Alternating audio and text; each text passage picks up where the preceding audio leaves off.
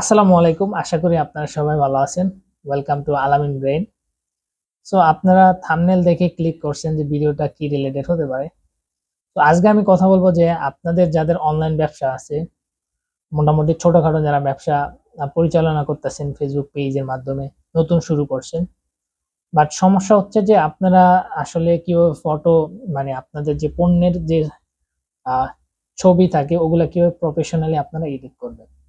এখন কথা হচ্ছে যে আমরা তো আসলে এরকম একটা যুগে আসি, সেটা হচ্ছে যে এখন আর আপনার দামি ক্যামেরা দামি ফোন দিয়ে ছবি তোলা লাগে না আপনার পণ্যে।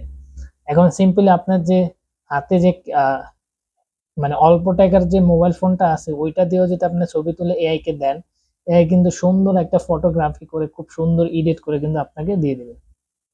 তো আজকে আমি আপনাদের দেখাবো যে কিভাবে আপনারা জাস্ট সিম্পলি আপনার মোবাইলের ছবি দিয়ে আপনারা হচ্ছে যে এআই এর মাধ্যমে আপনাদের পণ্যের আরো প্রফেশনালি ছবি তৈরি করবেন, যেটা কাস্টমারদের অনেক আকর্ষণ করবে।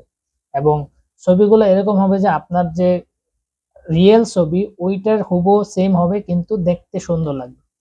কারণ দেখা গেছে আপনি বিভিন্ন এআই ইউজ করতে পারেন, আপনার যদি পণ্যের যদি ছবির সাথে বাস্তবে মিল না থাকে, কালার যদি চেঞ্জ হয়ে যায়, বিভিন্ন স্ট্রাকচার যদি চেঞ্জ হয়ে যায়, তাহলে সমস্যাটা ক্রিয়েট হয়। তাহলে সমস্যাটা হয় কোথায় জানেন? যখন কাস্টমার ওই আপনার ছবিটা দেখে সে পণ্যটা কিনবে, যখন তার হাতে গিয়ে রিসিভ হবে, তখন কিন্তু সে দেখবে যে সে তো দেখছে একরকম কিন্তু আপনি দিছেন আরেক রকম। তো এআই দিয়ে ছবি বানানোর ক্ষেত্রে কিন্তু অনেক সতর্ক থাকতে হয় যে আপনার যে রিয়েল ছবিটা আছে আর এআই এর যে ছবিটা আছে ওইটার সাথে কি মিল আছে কিনা, এটাও কিন্তু দেখতে হবে। শুধু আপনি যদি এআই দিয়ে আপনি জাস্ট খুব মানে আপনি কালার টালার চেঞ্জ করে যদি আপনি খুব দেখতে সুন্দর দেখা যায়, ওই ফটো যদি আপনি আপলোড দেন আর কোনো কাস্টমার যদি ওইটা দেখে কিনে, তখনই কিন্তু ঝামেলাটা আসবে। সো আপনাদের এরকম ভাবে ফটোটা এডিট করতে হবে এর মাধ্যমে, যেটা হচ্ছে যে আপনার রিয়েল ছবি বাস্তবে যে ছবিটা দেখতে, এবং এআই দিয়ে যেটা বানাইছেন ওইটা হুবহু ঠিক সেম থাকবে, কিন্তু এআই দিয়ে যেটা বানানো হবে ওইটার ব্যাকগ্রাউন্ড খুব উন্নত মানের থাকবে, ওইটার যে কোয়ালিটিটা ভালো থাকবে। ঠিক আছে, এটাই ডিফারেন্স, কিন্তু পণ্যের সাথে কিন্তু মিল থাকতে হবে। তো আমি আজকে আপনাদের দেখাবো যে খুব সহজে সিম্পল ভাবে আপনারা আপনাদের পণ্যের ছবি এডিট করতে পারবেন এআই দিয়ে। তো তাহলে দেরি কোনো, চলেন শুরু করা যাক। সো সিম্পলি কি করবেন, আপনাদের যে গুগল আছে, গুগল ক্রোম ব্রাউজার বা গুগল যেটাই বলেন না কেন, তো এখানে এসে আপনারা লিখে সার্চ দেবেন জেমিনাই। সো জেমিনাই লিখে সার্চ দিচ্ছে, জেমিনাই লিখে সার্চ দিবেন। জেমিনাই লিখে সার্চ দেওয়ার পর এই যে প্রথমে যে ইয়েটা আসছে, ওয়েবসাইটটা আসছে জেমিনাই, গুগল জেমিনাই। সো এখানে ক্লিক করে দেবেন।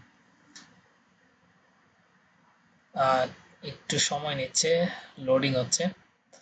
ক্লিক করে দেওয়ার পর এখানে এরকম একটা ইন্টারফেস চলে আসবেন, আপনি জেমিনাইয়ের মধ্যে চলে আসবেন। সো আসার পর এখানে যে প্লাস আইকন আছে এখানে ক্লিক করবেন।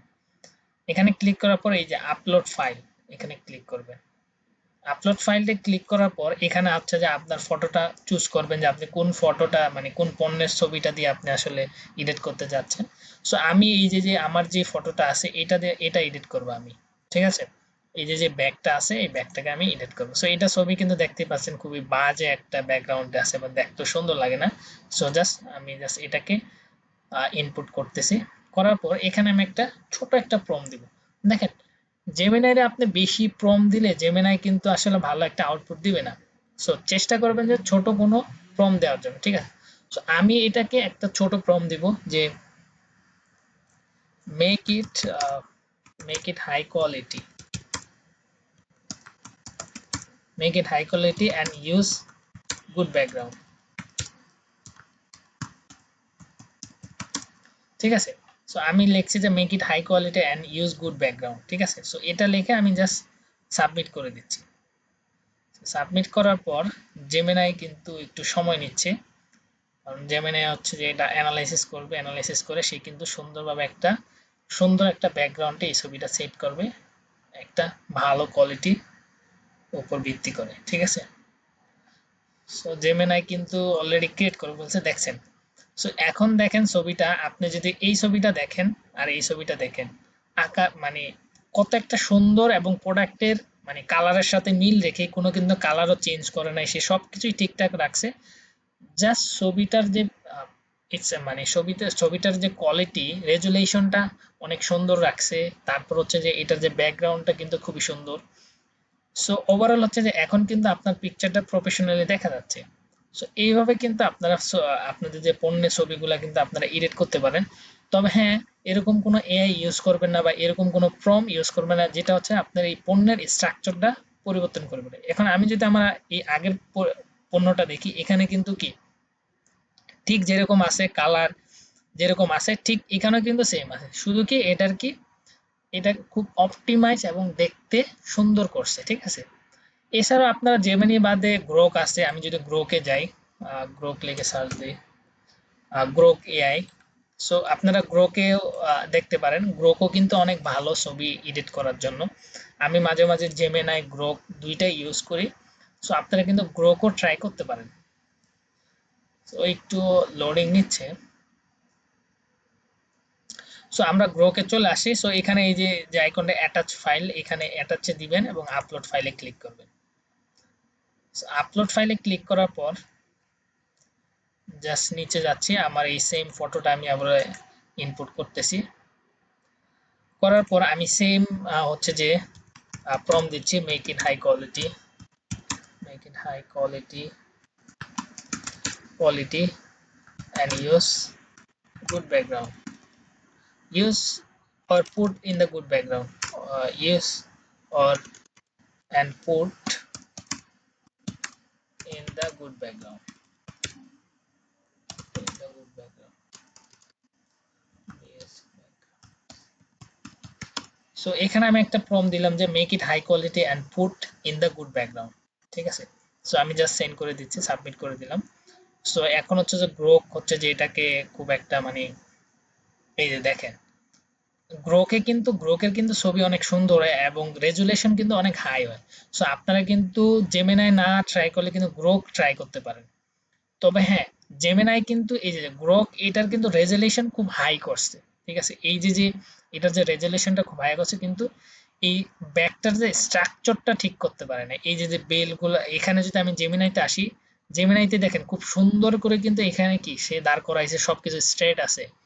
আর গ্রক কিন্তু এটা করে নাই। গ্রক কিন্তু কি মানে এলোমেলো মানে তত একটা মানে এটা রেজুলেশনটা ভালো দেখাচ্ছে, বাট ব্যাপারটা হচ্ছে যে এটা কিন্তু কি তত একটা গোছানো না।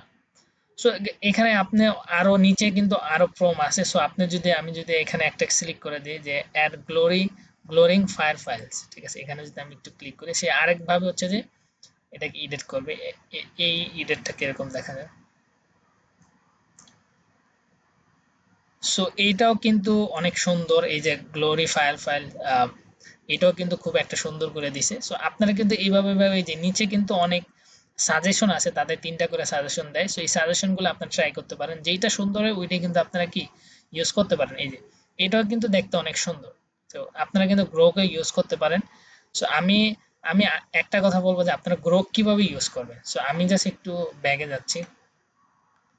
আমি আপনারা হচ্ছে যে এই যে ছবিটা আমরা এডিট করছি না, এটাকে সিম্পলি ডাউনলোড করবেন। ডাউনলোড করার পর এই ছবিটাই আবার কি গ্রোকে ইনপুট করবেন। সো আমি জাস্ট গ্রোকে যাচ্ছি,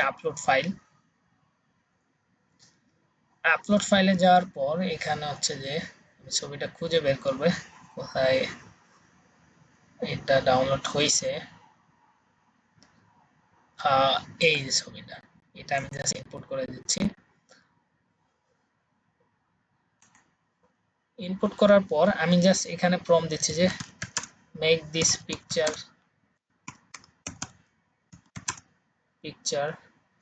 হাই রেজুলেশন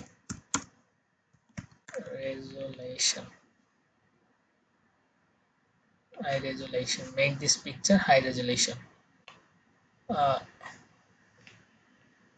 resolution, ঠিক আছে। Make it high resolution, okay. Just আমি এটা একটা প্রম্পট দিয়ে দিচ্ছি।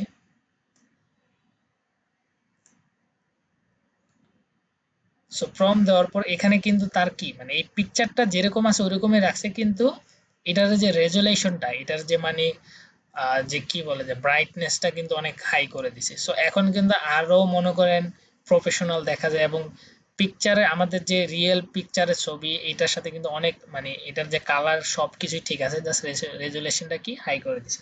সো এইভাবে কিন্তু আপনারা এডিট করতে পারবেন। সো অবশ্যই মাথায় রাখবেন যে পণ্যের ছবি এডিট করার ক্ষেত্রে কোনো কারণে যেন পণ্যের স্ট্রাকচার নষ্ট না হয়, কোনো একটা দিক পণ্যের যেন রিয়েল ছবি আর এর ছবি যেন ঠিক থাকে।